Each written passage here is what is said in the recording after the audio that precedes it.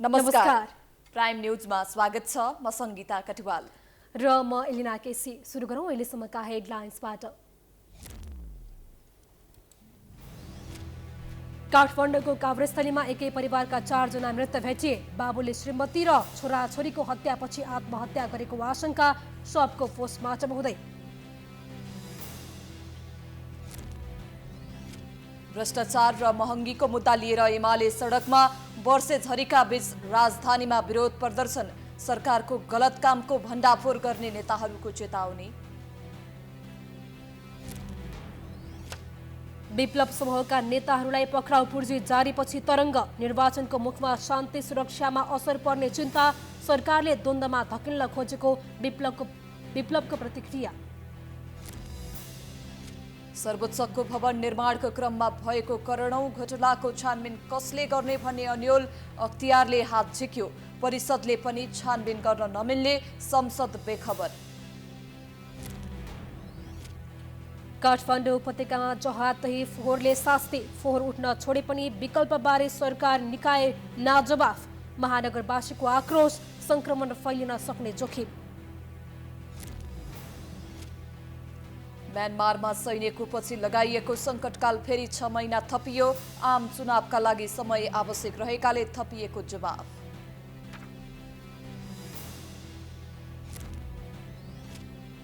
र एएफसी महिला Asian cup 2026 आयोजना गर्नका लागि 4 राष्ट्रको दावी। प्रतियोगितामा 12 टोलीले सहभागिता जनाउने।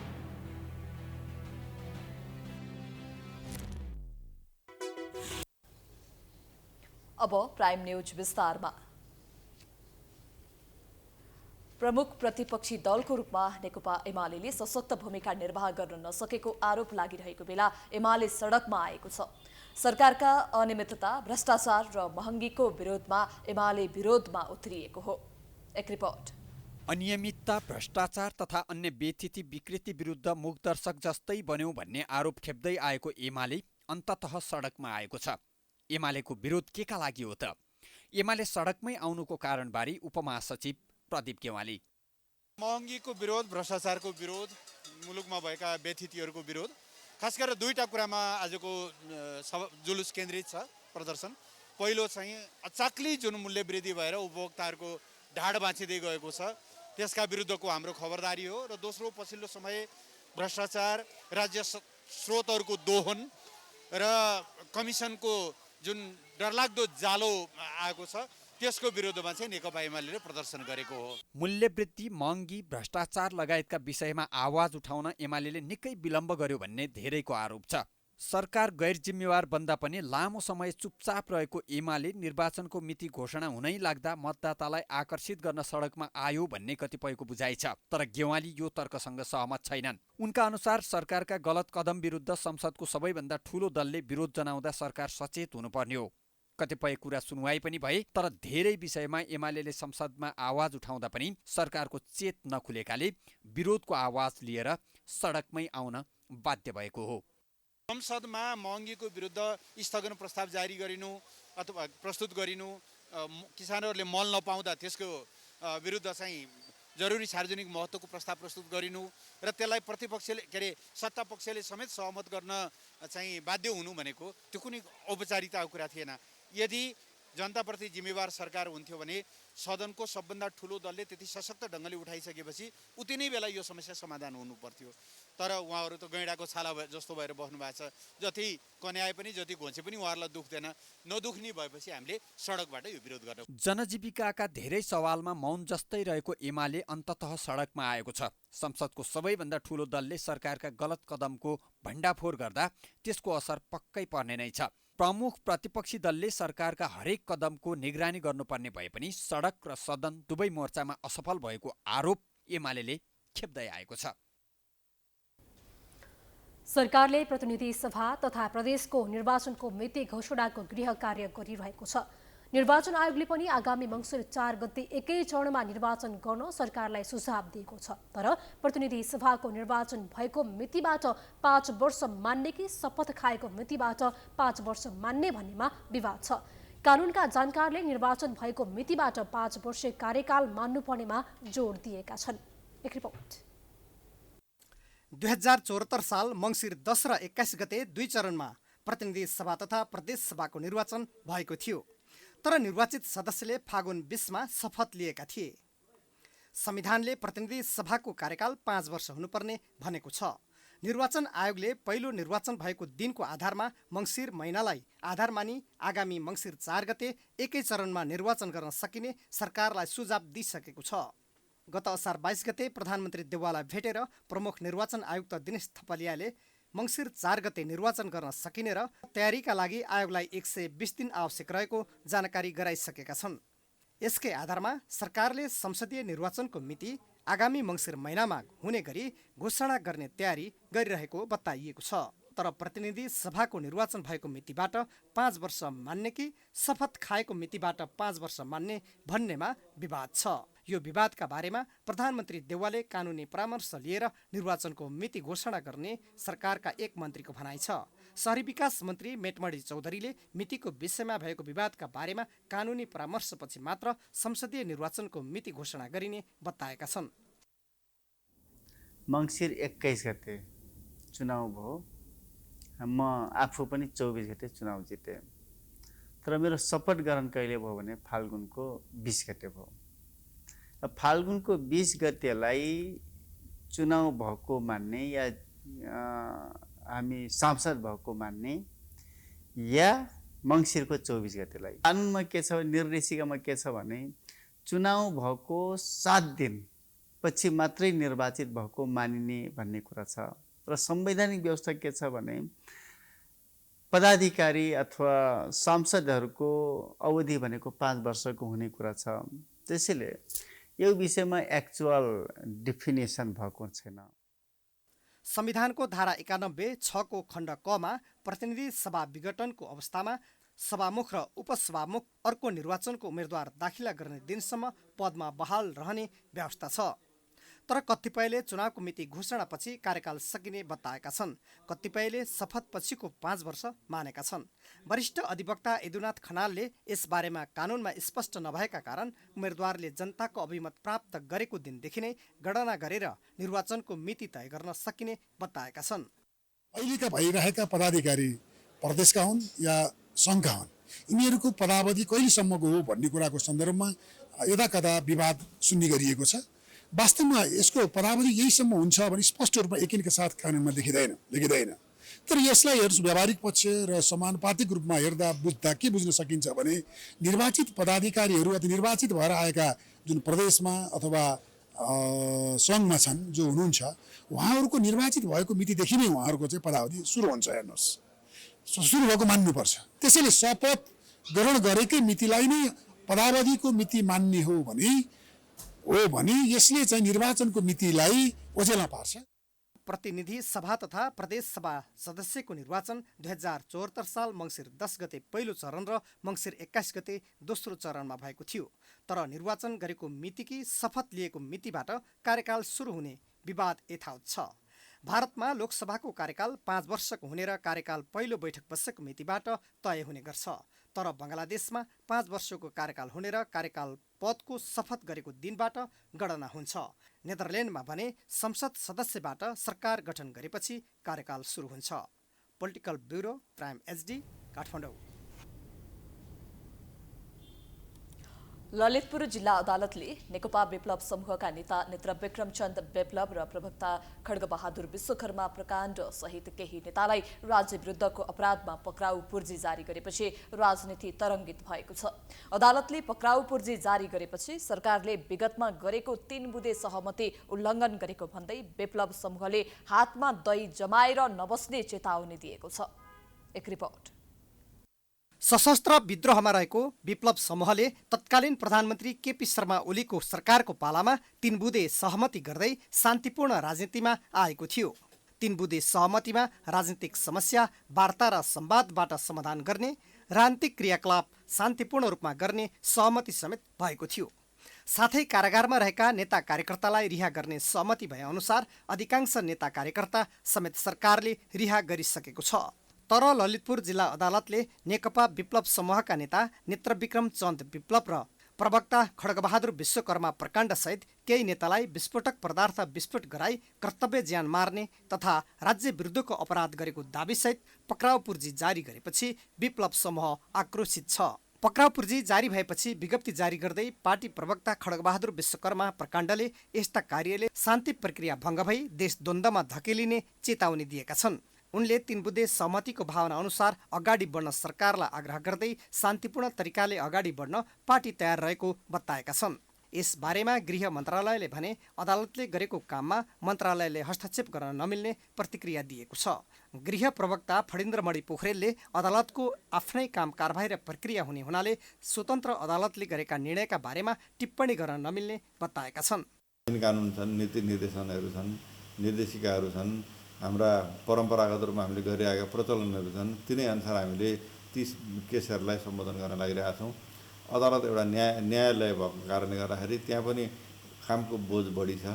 कामको बोझ अनुसार कुन कामको कहिले एउटा पालो आउँछ त्यो अनुसार उहाँहरूले अदालतले पनि एउटा त्यसैलाई सम्बोधन गरिराख्नु भएको छ जस्तो लाग्छ मलाई। अब धेरै अदालतको विषयमा मैले बोल्नु ठिक छैन, किनभने अदालत छुट्टै प्रकृतिको र स्वतन्त्र न्यायालय भएको कारणले गर्दाखेरि अदालतले आफ्नो प्रोसेस अनुसारै काम गरेको होला।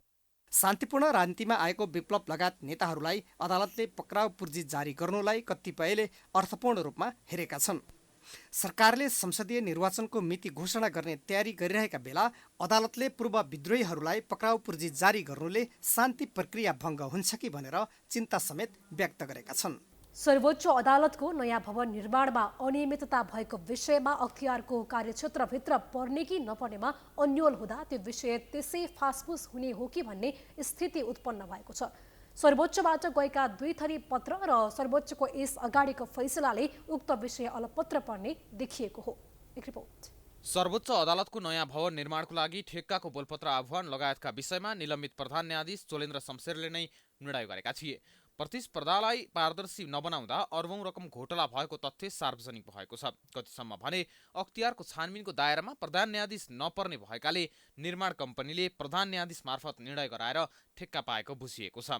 यही कानुनी छिद्रलाई टेकेर निर्णय भएकाले उक्त विषयको छानबिन कसले गर्ने विषयमा टुङ्गो लाग्न सकेको छैन, जसले गर्दा यो विषय त्यत्तिकै सेलाउने हो कि भन्ने आशंका गरिएको छ। अख्तियार दुरुपयोग अनुसन्धान आयोगले छानबिन अगाडि बढाएको अवस्थामा गत वैशाखमा सर्वोच्चका मुख्य रजिस्ट्रारले नै पत्र लेखेर संविधान र सर्वोच्चको यस अगाडिको फैसलाले अख्तियारको कार्यक्षेत्रभित्र यो विषय नपर्ने उल्लेख गरेका थिए। यद्यपि कायम मुकायम प्रधान न्यायाधीश दीपक कुमार कार्कीले भने अख्तियारलाई फेरि पत्र लेखेर अनुसन्धान अगाडि बढाउन आग्रह गरेका थिए।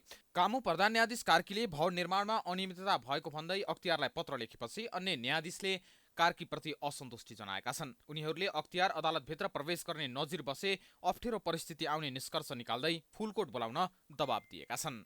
तर यही दुधारका कारण यस विषयमा अख्तियार अगाडि बढ्न नसकेको बुझिएको छ। 2078 फागुन 12 गते सर्वोच्चले गरेको एक फैसलाको पूर्ण पाठमा न्यायाधीशले भ्रष्टाचार गरेमा अनुसन्धान र कारबाही गर्न संविधानले अख्तियार दुरुपयोग अनुसन्धान आयोगलाई अधिकार नदिएको उल्लेख गरिएको छ। सर्वोच्च अदालत बाहेक अरू तहका न्यायाधीशमाथि छानबिन गर्ने अधिकार पनि न्याय परिषदलाई मात्र रहेको उल्लेख गरिएको छ। तर सर्वोच्च अदालतका प्रधान न्यायाधीश र न्यायाधीश संलग्न विषयमा भने न्याय परिषदले पनि अनुसन्धान गर्न पाउँदैन। यही कारणले भवन निर्माण ठेक्कामा भएको अनियमिततामा छानबिन नहुने स्थिति आएको हो। अब सर्वोच्च अदालतका न्यायाधीशका हकमा अब केही त्यस्ता कार्यक्षेत्रको अभाव, खराब आचरण लगायतका कार्यहरू भएको छ भने संविधानतः महाभियोगको प्रस्तावद्वारा संसदले कारबाही गर्ने हो। त्यस पछाडि संसदले महाभियोग प्रस्ताव पारित गर्यो भनेदेखि एउटा पाटो हुन्छ, पारित गरेन भने अर्को पाटो हुन्छ। त्यसो भएको हुनाले संविधान अनुसार सर्वोच्च अदालतका न्यायाधीशको हकमा महाभियोग पारित भइसकेपछि अनि सम्बन्धित निकायले हेर्ने हो होइन। अब तपाईँले भने जस्तो अब अहिले के गर्छन् भन्ने भन्दा पनि संविधान अनुसार के हुन्छ भन्नु चाहिँ मूल कुरा हुन्छ। अख्तियारले पनि अनुसन्धान गर्न नपाउने अनि न्याय परिषदले पनि अनुसन्धान गर्न नपाउने भएपछि यसको छानबिन कसले गर्छ त भन्ने गम्भीर प्रश्न खडा भएको छ। संविधान त न्यायाधीश र प्रधान न्यायाधीशमाथि कुनै छानबिन वा कारबाही गर्नुपर्ने महाभियोग र संसदीय छानबिन समितिको बाटो छ। तर यो विषयलाई महालेखा परीक्षकको कार्यालयले किटान्नै गरेर अनियमितता भएको बताए पनि संसदीय छानबिनको लागि राजनीतिक दलले कुनै तयारी नै गरेका छैनन्। महाभियोग लगाएर निलम्बित गरे पनि महाभियोगको अन्य काम अगाडि बढेको छैन। न्याय सम्पादनको क्षेत्रमा विचलित भयो भने प्रधान न्यायाधीशमाथि महाभियोग लाउने कुरा हो। भ्रष्टाचार भने त प्रधान न्यायाधीशलाई स्वतन्त्र न्यायपालिका गरिमा भने त भ्रष्टाचार भनेको भोलि स्टेसनरी कुरामा, भवनका कुरामा, अन्य नैतिकतासँग जोडिएको कुरामा त सम्बन्धित जुन निकायले हेर्नुपर्ने त्यो निकाय क्रियाशील हुनुपर्छ नि त। सर्वोच्च अदालतले 2077 पुस 6 गते 5 अर्ब 89 करोड 39 लाख लागत अनुमानमा भवन निर्माणको लागि बोलपत्र आह्वान गरेको थियो। त्यति बेला 4वटा कम्पनीले टेन्डर भरेका थिए, तर 3वटा कम्पनीलाई प्राविधिक रूपमा नै असक्षम बनाएर एक कम्पनीलाई मात्र ठेक्का दिन सर्वोच्च सफल भएको थियो। त्यति बेला 5 अर्ब 87 करोड 6 लाख रुपियाँको सो ठेक्का 2077 को चैतमा बिनापुरी कालिका समानान्तर जेबीलाई दिइएको थियो। स्वस्थ प्रतिस्पर्धा हुन नसक्दा स्वीकृत लागत अनुमानको 0.39% मात्र न्यून रकममा ठेक्का स्वीकृत भएको थियो। यसरी खुल्लमखुल्ला राज्यको सम्पत्ति दोहन गर्दा समेत राजनीतिक दलको मौनताले यसमा कतै ती दलका नेतृत्वको मिलीभगत त छैन भन्ने गम्भीर प्रश्न उब्जाएको छ। काठमाडौँ उपत्यकामा लामो समयदेखि फोहोर उठ्न नसक्दा देशको राजधानी यति बेला दुर्गन्धित बन्न पुगेको छ। फोहोरले निम्ति आएको प्रदूषण र दुर्गन्धले रोगको संक्रमण फैलन सक्ने जोखिम बढ्न थालेको छ। फोहोरको दीर्घकालीन समाधान खोज्न नसक्दा काठमाडौँ केही समयदेखि फोहोर माण्डुको पहिचान बनाउन बाध्य भएको छ। एक रिपोर्ट। सिस्डोल, बन्चारे डाँडा ल्यान्डफिल साइटमा फोहोर जान सुरु भए लगत्तै काठमाडौँ महानगरपालिकाले साउन 1 गतेदेखि कुहिने र नकुहिने आधारमा वर्गीकरण गरिएको फोहोर मात्र उठाउने घोषणा गर्यो। वर्गीकरण गरेर फोहोर उठाउने त टाढाको कुरा, महानगरपालिकाले साउन 4 मा हप्ता दिनसम्म फोहोर उठाउन नसकिने सूचना सार्वजनिक गर्दै केही हप्ता फोहोर घरभित्रै सङ्कलन गर्न महानगरवासीलाई आग्रह गर्यो। त्यसको पारूप अहिले काठमाडौँ महानगरपालिका फोहोरको थुप्रो र दुर्गन्धले बसी नसक्नु भएको छ। यो हेर्नुहोस्, काठमाडौँको रातो पुलमा रहेको फोहोरको थुप्रो, लाग्छ कुनै डम्पिङ साइट हो।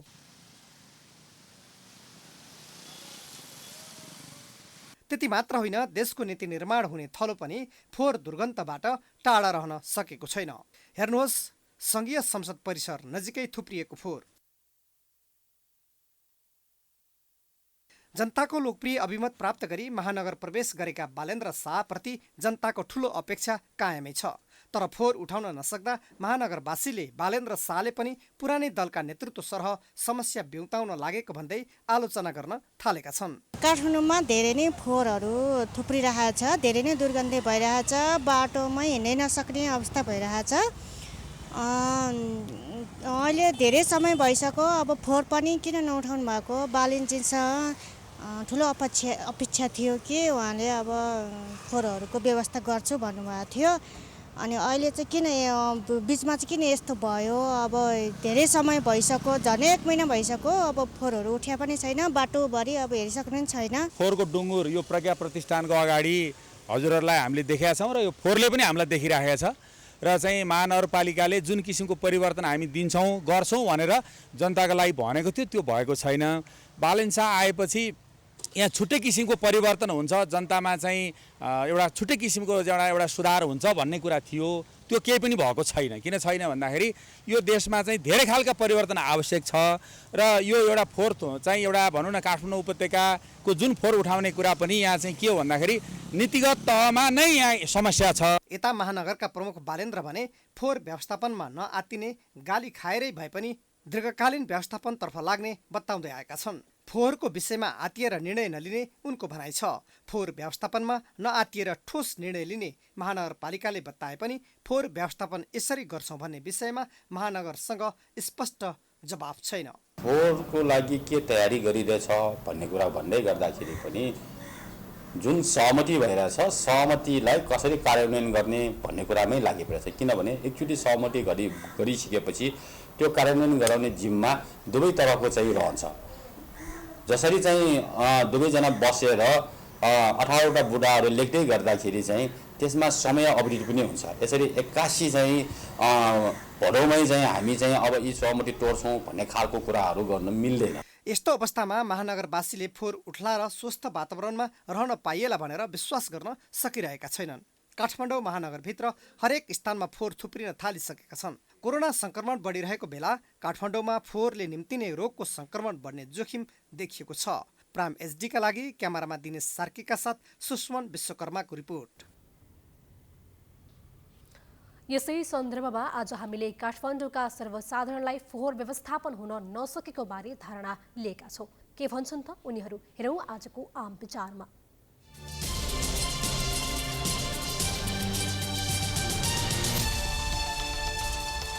फोहोरको कारणले गर्दा हामीमा विभिन्न समस्याहरू आइरहेको छ र हाम्रो स्वास्थ्यमा पनि धेरै नै असर आइरहेको हुनाले छिटोभन्दा छिटो यसको व्यवस्थापन गरिदिन पर्यो। मैले धेरै समय भइसक्यो, अब फोहोर पनि किन नउठाउनु भएको, बालिन्जीसँग ठुलो अपेक्षा थियो कि उहाँले अब फोहोरहरूको व्यवस्था गर्छु भन्नुभएको थियो। खै त के भएको छ त, होइन? बालेन आइसकेपछि सडक त सडकै थियो नि त, तर सडकमा फोहोरहरू त त्यत्तिकै छ त, होइन? त्यो किसिमको केही पनि भएको छैन, मैले चाहिँ पाएँ। फोहोरले त एकदमै विकराल अवस्था छ नि, कहीँ हिँड्न सकिरहेको छैन, नाक थुनेर हिँड्नु परिरहेछ, रोग व्याधिहरू फैलाउने, त्यस्तै त हो नि। फोहोर एकदमै धेरै बढिरहेको छ। आज हामी यहाँ देख्न सक्छौँ कति धेरै फोहोरहरू छ। हामी पढ्ने विद्यार्थी हो, विद्यार्थीको पढ्ने स्कुल अगाडि नै यति धेरै फोहोर वस्तुहरू यहाँ छ्यापछ्यापी पाउन सकिन्छ। त्यही भएर हामी पनि अस्वस्थ महसुस गरिरहेका छौँ।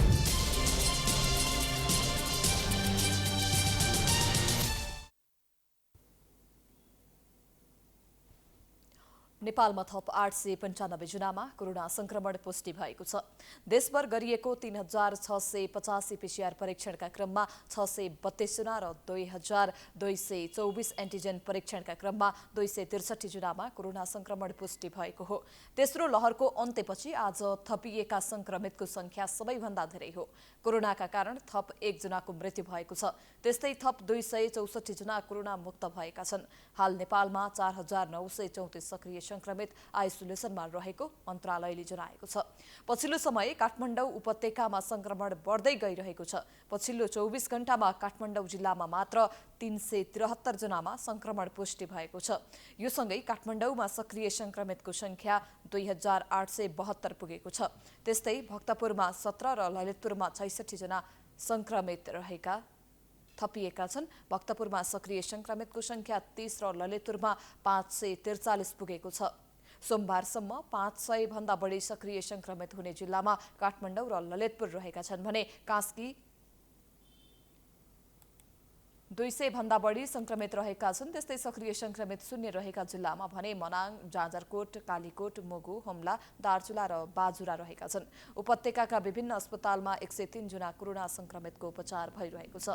तीमध्ये 35 जना जनरल वार्डमा, 31 जना एसडियुमा, 32 जना आइसियुमा र 5 जना भेन्टिलेटरमा छन्।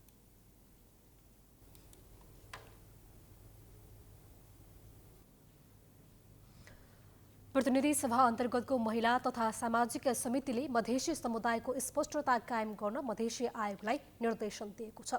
सिंहदरबारमा सोमबार बसेको समिति बैठकले निश्चित आधारमा तय गरिने कुनै जात वा समुदाय मधेसी हुन भन्ने अवधारणामा स्पष्टता नआएसम्म आयोगको कार्यक्षेत्रको दायरा निक्योल हुन नसक्ने र कार्य सम्पादनमा समेत अन्योलता आउने देखिएको भन्दै मधेसी समुदायको स्पष्टता कायम गर्न मधेसी आयोगलाई निर्देशन दिएको हो। बैठकले संघीय एवं प्रदेश सरकारले कार्यान्वयन गर्ने मधेस सम्बन्ध कार्यक्रमहरू समेत समन्वयमा हुन नसकेको देखिएको भन्दै सिफारिस भएका नीतिहरू कार्यक्रमहरूको प्रभावकारिताको मूल्याङ्कन गर्न प्रदेश एवं स्थानीय तहसँग समन्वय गरी कार्यक्रमहरू दोहोरिन नदिने गरी कार्य सम्पादन गर्न पनि मधेसी आयोगलाई निर्देशन दिएको छ। त्यस्तै बैठकले मधेसी, थारू, मुस्लिम, आदिवासी जनजाति लगायतका समूहमा हुने कार्यक्रमहरूमा दोहोरोपना हुने गरेकोले सामान्य प्रशासन मन्त्रालयको समन्वयमा नदोहोरिने किसिमले कार्यक्रम गर्न मधेसी आयोग लगायत जबसम्म स्पष्टता रहँदैन तबसम्म यस आयोगको कार्यक्षेत्रको दायरा निक्योल हुन सक्दैन भने कार्य सम्पादनमा समेत अन्योलता आउने देखिन्छ। यस विषयमा आयोगले स्पष्ट धारणा बनाउन समितिले यसअघि नै निर्देश गरिसकेको अवस्थामा आजसम्म स्पष्ट अवधारणाको अभाव देखिन्छ। यस विषयमा जटिल होइन, साधारण सबैले बुझ्ने सरल अवधारणा आवश्यक रहेको पाइन्छ। समितिको यो बैठक मधेसी समुदाय भन्नाले के बुझिने हो, थारू, मुस्लिम, मधेस क्षेत्रमा रहेका अरू जाति पर्ने हुन् वा होइनन् भन्ने सन्दर्भ समेतलाई ध्यानमा राखी स्पष्टता कायम गर्न समितिको यो बैठक मधेसी आयोगलाई निर्देश गर्दछ। त्यस्तै बैठकले मधेसी समुदायभित्रको उत्पीडन, दाइजो बोक्सी तथा जस्तै कुसंस्कारलाई नियन्त्रण गर्न आयोगको महत्त्वपूर्ण योगदान रहने भन्दै यसका लागि स्थानीय तहसँग प्रभावकारी समन्वय गरी निरोधात्मक प्रकृतिका कार्यलाई प्राथमिकता दिन पनि मधेसी आयोगलाई निर्देशन दिएको छ। नेपाल नागरिकता ऐन 2063लाई संशोधन गर्न बनेको विधेयक 2079 को देशभक्त नागरिक समूहले परिमार्जनको माग गरेको छ। सोमबार रिपोर्टर्स क्लब नेपालमा पत्रकार सम्मेलनको आयोजना गर्दै नागरिकता विधेयकलाई परिमार्जनको लागि पुनर्विचार गरियोस् भनेर राष्ट्रपति विद्यादेवी भण्डारीलाई ध्यानाकर्षण पत्र बुझाएको पनि उक्त समूहले जानकारी दिएको छ। अधिवक्ता स्वागत नेपालले खुला सीमा रहेसम्म र विशाल नेपाल कायम नभएसम्म नागरिकताको सवाल यसै गरी उठिरहने टिप्पणी गरेका छन्।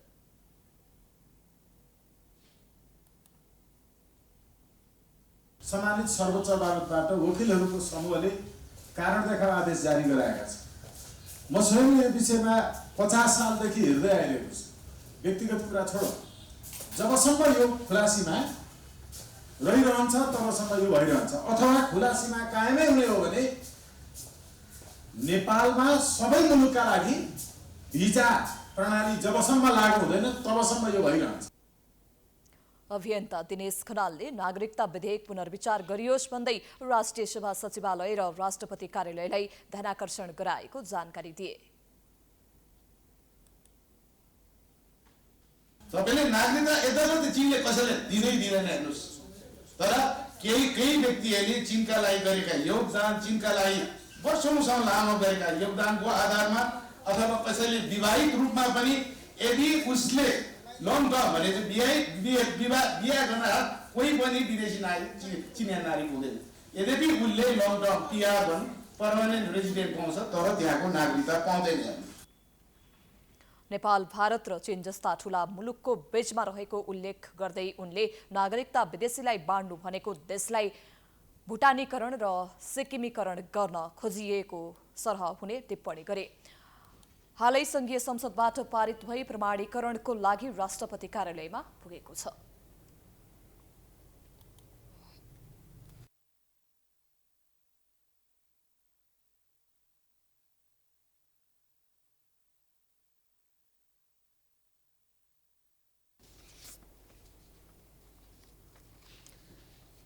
काठमाडौँको काभ्रेस्थलीमा एकै परिवारका 4 जना मृत फेला परेका छन्। श्रीमान दिनेश पाण्डेले श्रीमती र छोराछोरीको हत्या गरेर आफूले आत्महत्या गरेको प्रारम्भिक अनुसन्धानले देखाएको छ। पाण्डेकी श्रीमती सुनिताको माइती पक्षले घटनाको छानबिन गर्न माग गरेको छ। घटनास्थलमै पुगेर हामीले हत्या प्रकरणको जानकारी लिने प्रयास गरेका छौँ। एक रिपोर्ट।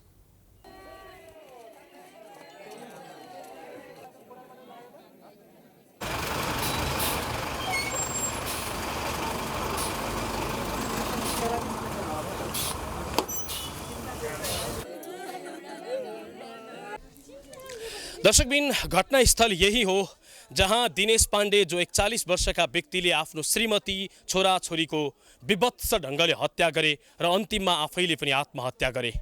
पारिवारिक रूपमा केही कलह रहेको बुझिएको छ, तर घटनाको स्थिति हेर्दा अत्यन्त विभत्स थियो। 2 जना छोराछोरी, 8 वर्षको छोरो, 13 वर्षकी छोरी र 39 वर्षकी श्रीमतीको विभत्स ढङ्गले चक्कु प्रहार गरेर हत्या गरेर आफूले आत्महत्या गरे दिनेश पाण्डेले। नमस्ते, मेरो नाम रचना कणेल हो। तपाईँ यहीँको स्थानीय हुनुहुन्छ? होइन, यहाँ अलि तल हो, पदमसाल हो। सब देख्नुभयो? कस्तो थियो प्रकृति? कस्तो भन्ने, त्यो उहाँको चाहिँ कस्तो एउटा चार्जर चाहिँ यहाँ बेर्नु भएको थियो। चार्जर? केटाले हस्बेन्डले चाहिँ यहाँ एउटा चार्जरको डोरी थियो, अनि त्यसपछि के अरे आफैले छुरी रोप्नु भयो उहाँले चाहिँ। अनि त्यसपछि उहाँ दिदीले चाहिँ दिदीको चाहिँ पुरै कपडा खाइन यस्तातिर सबै निलो निल, शरीर सबै निलो निल, अनि नानी बाबुहरूको चाहिँ आन्द्रा भुँडी नै निक्ले। र हामी घटनास्थलमा छौँ। यहाँको विस्तृत अवस्था स्थिति देखाउन हामी खोजिरहेका छौँ। शव पोस्टमार्टमका लागि त्रिवी शिक्षण अस्पताल लगिएको छ, 4 जनाको शव। र यहाँ अहिले पनि प्रहरीहरू स्थानीयहरूको हामी देख्न सक्छौँ यहाँ अहिले पनि उपस्थिति छ। प्रहरीले मुचुल्का उठाउनेदेखि विभिन्न यहाँ घटनाका वस्तुगत स्थिति प्रमाणहरू यहाँ रहेका सबै कुराहरू जुटाउने प्रयत्न गरिरहेको छ। कान्छीमाया तामाङ। कान्छीमाया तामाङ, तपाईँ यो जहाँ घटना भयो त्यो घटनाको ठ्याक्कै अघिल्लोपट्टि रहेछ तपाईँको घर, छिमेकको रूपमा हुनुहुँदो रहेछ। घटनाको विषयमा केही थाहा पाउनुभयो राति? थाहा भएन, केही पनि थाहा भएन। म त बिहान उठेर पसल गएको, मेरो तल किराना पसल छ। म फेरि भात खाने बेलामा फेरि यहाँ मान्छे रहेछ, मलाई केही पनि थाहा छैन, केही पनि सुन्दैन। म त उतापरि पल्लो घरमा उता कोठामा सुत्छ, यतापरि त्यतिको खाली छ, मलाई केही पनि थाहा भएन। ती 3 जना मान्छे मार्दाखेरि आवाजहरू चिच्याउने कराउने त भयो होला, त्यो आवाज अलिकति पनि सुनिएन? सुन्दैन, केही नै सुन्दैन। दर्शकबिन, यो घर एक तलाको रहेको छ र घरभित्र भएको जुन घटना थियो त्यो घटनाका विषयमा यहाँका छर छिमेकले केही पनि थाहा नपाएको र भोलिपल्ट बिहान मात्रै घटनाको विषयमा थाहा पाएको बताइरहेका छन्।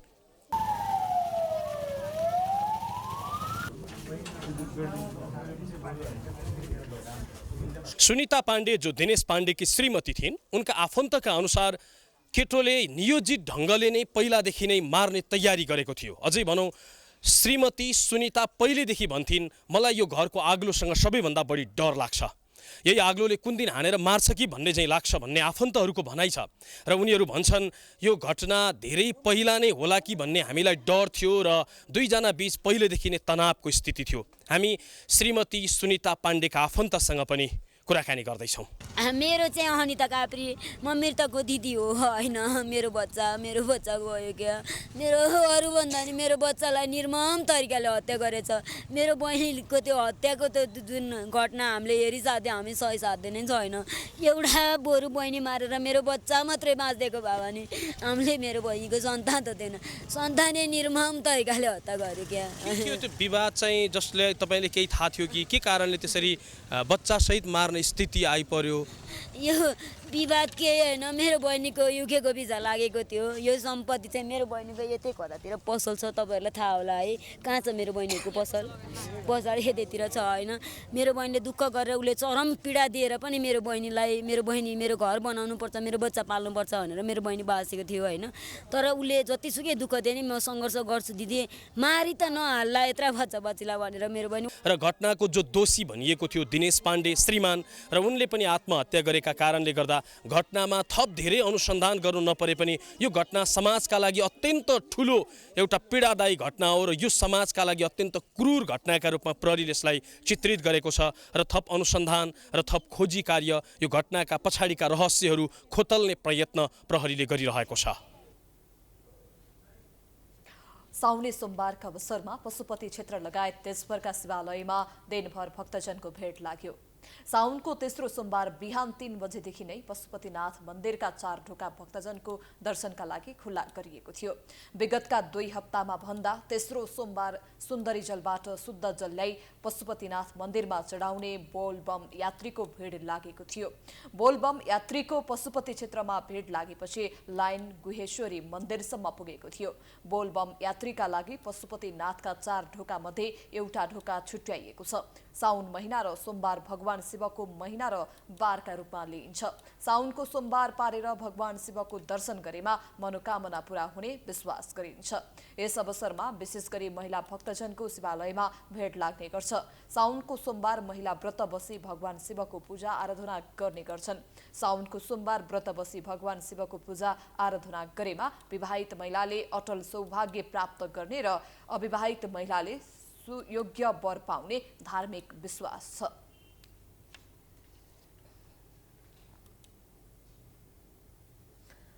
प्रस्तावित संघीय निजामती सेवा ऐनमा आफूहरूको माग सम्बोधन नभएको भन्दै कर्मचारीहरूले मामिला तथा सामान्य प्रशासन मन्त्रालय अगाडि प्रदर्शन गरेका छन्। प्रस्तावित ऐनमा नायब सुब्बाहरूको माग सम्बोधन नभएको भन्दै उनीहरूले सोमबार सामान्य प्रशासन मन्त्रालय अगाडि प्रदर्शन गरेका हुन्। कर्मचारीहरूले शाखा अधिकृत तहमा पदपूर्ति गर्दा खुलातर्फ 50% तथा बढुवा 30%, आन्तरिक अन्तर तहतर्फ प्रतिस्पर्धामा 20% कायम गर्नुपर्ने माग गरेका छन्। उनीहरूले नासु मारा ऐन चाहिँदैन, नासुलाई बढुवामा हिप्न पाइँदैन, कुनै एक पदमा कार्यरत कर्मचारी अधिकतम 10 वर्षमा माथिल्लो पदमा बढुवा हुने व्यवस्था घर लगायतका प्ले कार्ड प्रदर्शन गरेका थिए। कर्मचारीको पेशागत हित र वृत्ति विकासका विषयलाई ध्यान नदिएकोले आन्दोलनको सुरुवात गर्नुपरेको कर्मचारीहरूले जनाएका छन्।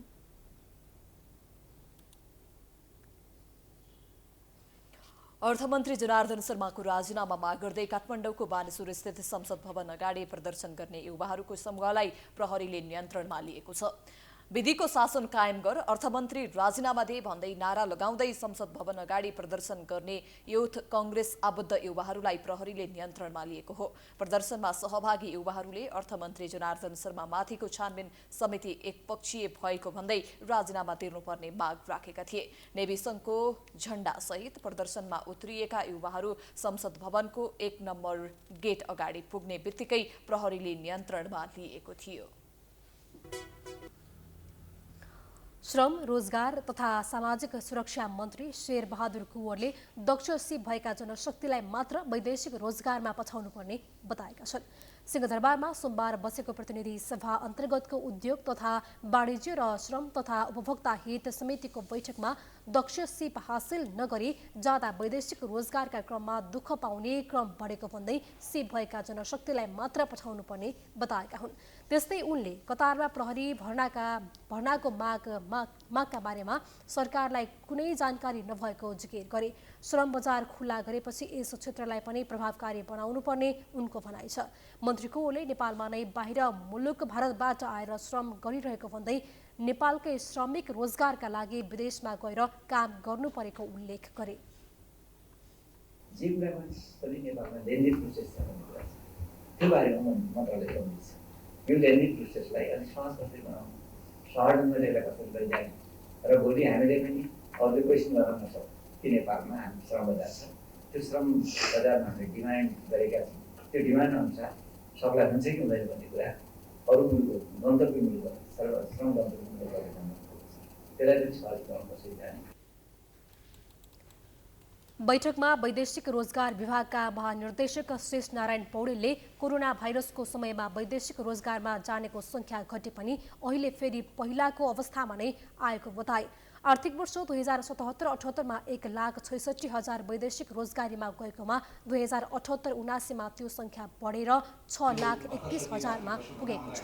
77-78 त्यो घटेर 1,66,000 मा झरेको थियो र 73-74 क्रमशः यो घट्ने क्रममा थियो भने अहिले यो आर्थिक वर्ष 78-79 मा 6,31,000 लगभग 73-74 आराहरू नपुगेको म निवेदन गर्न चाहन्छु। समिति सभापति विमल श्रीवास्तवले नेपालका श्रमिकलाई विदेश नपठाई स्वदेशमा नै रोजगारी सृजना गर्नुपर्नेमा जोड दिए।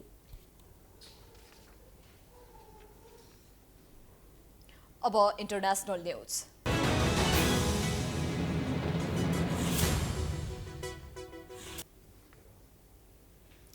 म्यानमारमा सैनिकको पछि लगाइएको सङ्कटकाल फेरि 6 महिना थपिएको छ। म्यानमारको नेशनल डिफेन्स एन्ड सेक्युरिटी काउन्सिलले गएको वर्ष लगाएको सङ्कटकाल 6 महिना लम्ब्याउने निर्णय गरेको अन्तर्राष्ट्रिय सञ्चार माध्यमले जनाएका छन्। काउन्सिलले त्यहाँ आम चुनाव गर्ने प्रयोजनका लागि समय आवश्यक रहेको भन्दै त्यसका लागि सङ्कटकालीन अवस्था थप 6 महिना थप्नु परेको जनाएको छ। म्यानमारको संविधान अनुसार त्यहाँ सङ्कटकालीन अवस्था बढीमा 2 वर्षसम्म घोषणा गर्न मिल्छ। म्यानमारका कार्यवाहक राष्ट्रपति यू मिन्त सोले गएको वर्षको फेब्रुअरी 1 मा 1 वर्षका लागि सङ्कटकाल घोषणा गरेकामा गएको जनवरी 31 मा नेशनल डिफेन्स एन्ड सेक्युरिटी काउन्सिलले सङ्कटकाल लम्ब्याएको थियो। प्रजातान्त्रिक सरकारलाई अपदस्थ गरेर सत्ता कब्जा गरेको सैनिकले आम चुनाव गर्ने तयारी थालेको बुझिएको छ। सैनिकको भइसकेपछि त्यसको विरोधमा म्यानमारमा हजारौंको संख्यामा मानिसले प्रदर्शन गर्दा सेनाको गोली लागेर 2100 भन्दा बढीले ज्यान गुमाएका छन्। सेनाले प्रजातन्त्रवादी नेत्री आङ सान सुकीलाई जेलमा राखेको छ भने केही दिन अगाडि मात्र 4 जना प्रजातन्त्रवादी नेताहरूलाई मृत्युदण्ड दिएको थियो।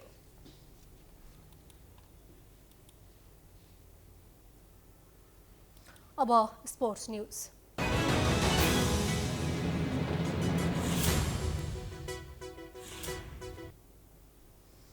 एएफसी महिला एसियन कप 2026 आयोजना गर्नका लागि 4 राष्ट्रले दावी पेश गरेका छन्। एसियन फुटबल कन्फेडरेसन एएफसीले सोमबार महिला एसियन कप आयोजनाका लागि 4 राष्ट्रको दावी परेको जनाएको छ। महिला एसियन कप आयोजनाका लागि अस्ट्रेलिया, जोर्डन, साउदी अरेबिया र उज्बेकिस्तानले दाबी पेश गरेको एएफसीले जनाएको छ। एएफसीले बलपत्रको प्रक्रिया पूरा गरेर आगामी 2023मा आयोजक राष्ट्र घोषणा गरिने जनाएको छ। 2026 को महिला एसिया कपमा 12 टोलीले सहभागिता जनाउनेछन्। हामी प्राइम न्यूजको अन्त्यमा आइपुगेका छौं। जाँदा जाँदै हेडलाइन्स पुनः एकपटक। काठमाडौँको काभ्रेस्थलीमा एकै परिवारका 4 जना मृत भेटिए। बाबुले श्रीमती र छोराछोरीको हत्यापछि आत्महत्या गरेको आशंका, सबको पोस्टमार्टम हुँदै। भ्रष्टाचार र महँगीको मुद्दा लिएर एमाले सडकमा। बर्खे झरीका बीच राजधानीमा विरोध प्रदर्शन। सरकारको गलत कामको भण्डाफोर गर्ने नेताहरूको चेतावनी। विप्लव समूहका नेताहरूलाई पक्राउ, पुर्जी जारी पछि तरङ्ग। निर्वाचनको मुखमा शान्ति सुरक्षामा असर पर्ने चिन्ता, सरकारले द्वन्द्वमा धकेल्न खोजेको विप्लवको प्रतिक्रिया। सर्वोच्चको भवन निर्माणको क्रममा भएको करोडौं घोटालाको छानबिन कसले गर्ने भन्ने अन्यल।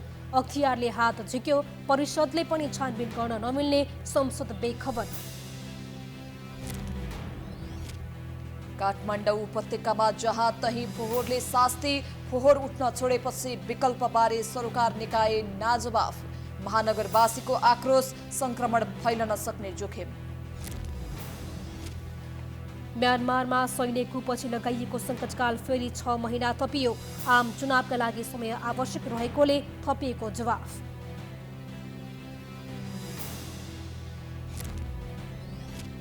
र एएफसी महिला एसियन कप 2026 आयोजना गर्नका लागि 4 राष्ट्रको दाबी। प्रतियोगितामा 12 टोलीले सहभागिता जनाउने।